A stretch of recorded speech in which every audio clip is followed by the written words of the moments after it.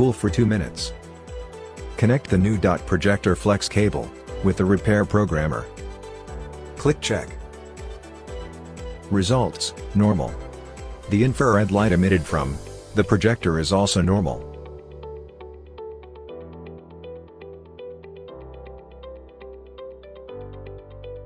Apply some glue to the dot projector module.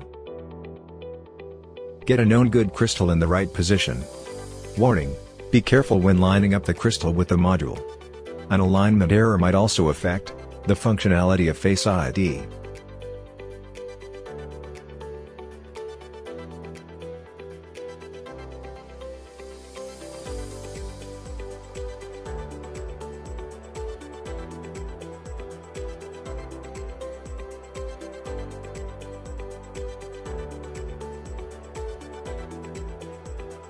Apply double-sided adhesive tape on the back side of the front camera.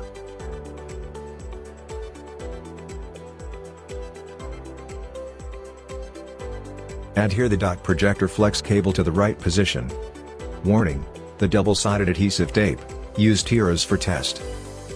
We need to glue the dot projector module onto the flex cable after fault clearance. Now we can assemble the phone and test.